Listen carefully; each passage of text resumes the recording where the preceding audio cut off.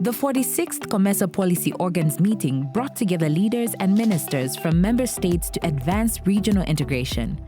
Guided by the theme, leveraging digitalization to deepen regional value chains for sustainable and inclusive growth, the meetings reaffirmed a shared commitment to a more connected and competitive region. In terms of the main decisions that were adopted by this session of policy organ meetings, in fact, this is one of the richest policy organ sessions in terms of substantive and transformative decisions. I can quote a number of outstanding ones that we all are hoping will be reflected on the ground and will have an impact on our member states. Of course, the overarching one is the medium-term strategic plan. And this is an exercise we do very carefully every 5 years. This year, we also improved on the exercise, improved through our lessons from previous strategic plans.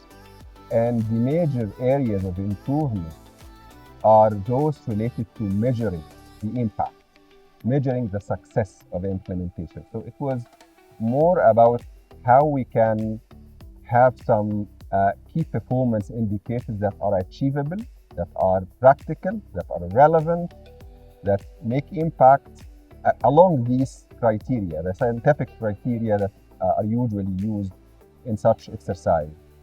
Member states were very appreciative of the work done, but we thought that this should be given more time in terms of consideration.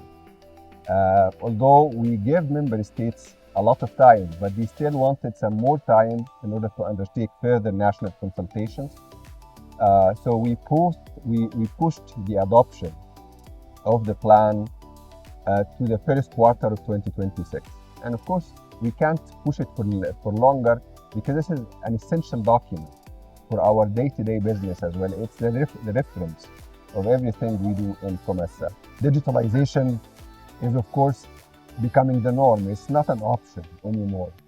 And we are already making headways in digitalizing our tools across the board in all kinds of areas.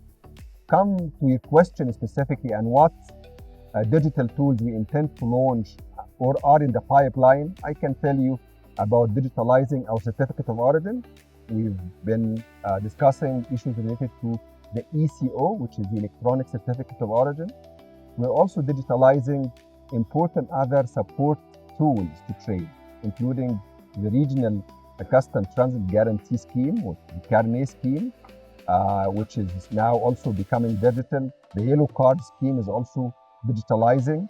And this also is, it's a cross-cutting field. So I can tell you about so many other areas, including, under different projects as well. We're doing this with food stocks as well, especially on the backdrop of food security crisis. The food security crisis we had a few years ago, we need to make better in terms of preparedness and knowledge of what we do already have and what we can do in terms of trade in order to satisfy each other's needs. We have a lot of projects to support digitalization. I can tell you about projects already in implementation, including a project with the European Union that is approaching its end.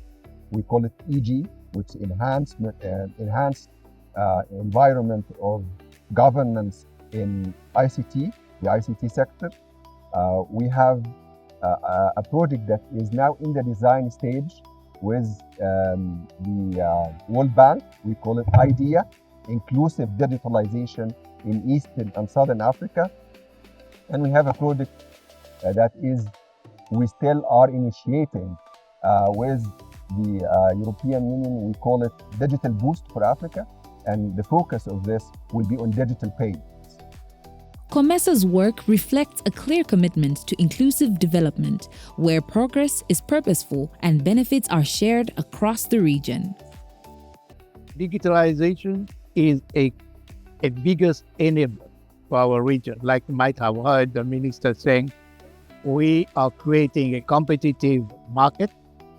The market has grown from 2 billion in 2000 into a market of 14 billion in 2024. We are projecting the market to grow to 16 billion very soon. And what is the main work that we are going to do? We will have to make sure that we invest in infrastructure, at least for the next 10 years, in the range of 10% per annum of the GDP. We should also be investing around 10% in agriculture, as per the declaration made by the African Union in Malabo. We need to also be investing in sectors like, I would say, SMEs. We need also to be investing in sectors like the youth, where we need to make sure that the youth is fully employed. At the heart of regional integration, the COMESA Clearinghouse is driving digitalization and strengthening value chains.